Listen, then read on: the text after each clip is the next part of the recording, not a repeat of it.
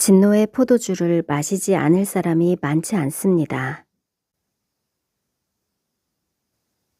진노의 포도주, 진노의 잔은 요한계시록에 최소 7번 이상 기록되었습니다. 진노의 포도주에는 맹렬한 수식어가 붙어서 하나님의 진노가 대단할 것을 예고합니다. 하나님의 진노의 포도주는 무엇일까요? 누가 진노의 포도주 잔을 마셔야 합니까? 다가오는 세계의 무대에서 일어나는 재앙의 강도는 점점 증가할 것이라 합니다. 재앙의 강도는 하나님의 보좌에서 나오는 이미지로 나타납니다. 환란 전 징조 무대에서는 번개, 음성, 우레소리가 납니다. 전반기 환난이 시작되는 시점에는 번개, 음성, 우레소리에 지진이 추가됩니다. 후반기 환난이 시작되는 시점에서는 번개, 음성, 우레소리, 지진의 맹렬한 우박이 추가됩니다. 진노의 포도주의 정체에 대해 먼저 알아보겠습니다. 무서운 진노의 포도주를 받을 대상이 누구인지도 알아보겠습니다. 진노의 포도주는 두 가지 이미지를 가지고 있습니다. 첫째는 음녀의 바벨론입니다.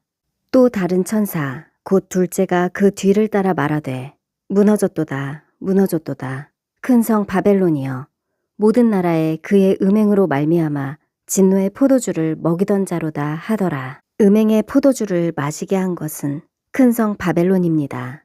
음행의 포도주를 마신 자는 모든 나라입니다. 모든 나라의 의미는 세계 열방을 구성하는 모든 사람들, 즉 권력자, 부자, 근로자, 학생, 남녀노소를 포함합니다. 신자나 비신자나 음행의 포도주를 마시지 않은 자들이 거의 없습니다. 하나님의 진노를 일으킨 음행의 포도주는 무엇일까요? 땅의 임금들도 그와 더불어 음행하였고 땅에 사는 자들도 그 음행의 포도주에 취하였다. 음녀가 가진 금잔에는 음행의 요소들이 들어있습니다. 그 여자는 자줏빛과 붉은빛 옷을 입고 금과 보석과 진주로 꾸미고 손에 금잔을 가졌는데 가증한 물건과 그의 음행의 더러운 것들이 가득하더라. 계시록 17장과 18장에 기록된 음행의 긴 목록에는 상인들이 파는 상품들, 가증한 물건, 음행의 더러운 것들, 귀신의 처소, 각종 더러운 영이 모이는 곳, 각종 더럽고 가증한 새들이 모이는 곳, 자기를 영화롭게 하는 사치, 치부한 자들, 짐승의 시스템이 포함되어 있습니다. 성경에서는 이것은 한 단어로 요약하는데 하나님과 대비하여 세상이라고 합니다. 주님은 바벨론에서 빠져나오라 하십니다. 세상을 사랑한 것이 음행의 포도주를 마신 것이며 그들이 진노의 대상이 될 것입니다. 두 번째 진노의 포도주는 짐승의 통치에 일어날 일입니다.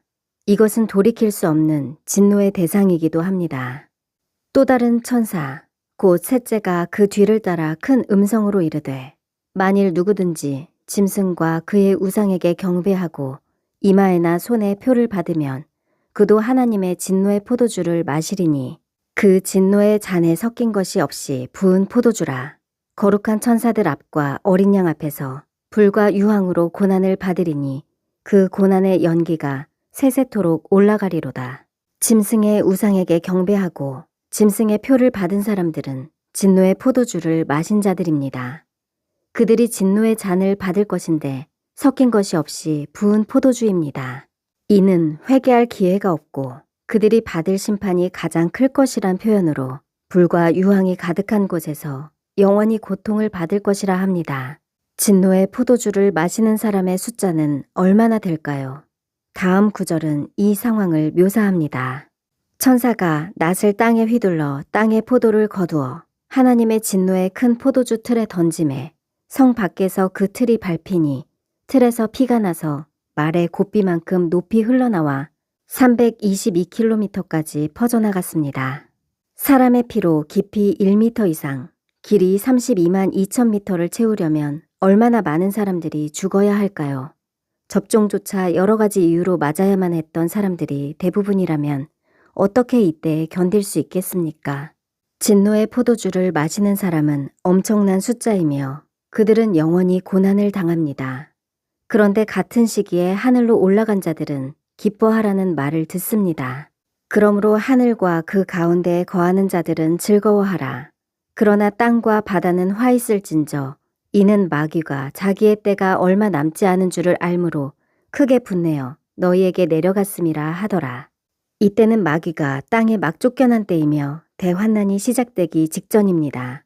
그러므로 하늘에 올라온 자들은 휴거자들이며 교회 시대에 순교하여 부활한 자들이 포함되었습니다. 이 무리에는 짐승에게 죽은 순교자는 포함되어 있지 않습니다. 짐승에게 죽임을 당하는 이들은 짐승의 통치가 시작된 13장을 경과하여 15장에서 유리바닷가에 등장합니다. 두 종류의 이미지에서 진노의 포도주를 마신 자들은 하나님의 심판의 대상입니다. 주 하나님, 곧 전능하신 이가 심판하시는 것은 참되시고 의롭습니다. 그의 심판은 참되고 의로운지라 음행으로 땅을 더럽게 한 큰 음녀를 심판하사 자기 종들의 피를 그 음녀의 손에 갚으셨도다. 음녀 바벨론의 역할 중에는 짐승의 매매 시스템과 관련되어 있는 것으로 보이는데 이 때문에 종들이 피를 흘렸다고 합니다. 모든 나라와 도시에서 짐승의 우상이 세워지고 경배를 강요할 것이며 짐승의 표를 받는 장소가 정해질 것입니다. 마치 접종하는 기억처럼 그들의 명단이 작성되고 매매할 수 있는 자격을 부여합니다. 짐승의 표를 받지 않은 사람들은 모든 자격이 박탈되고 그들의 위치가 추격당할 것입니다. 도망다니는 것이 쉽지 않다는 뜻입니다.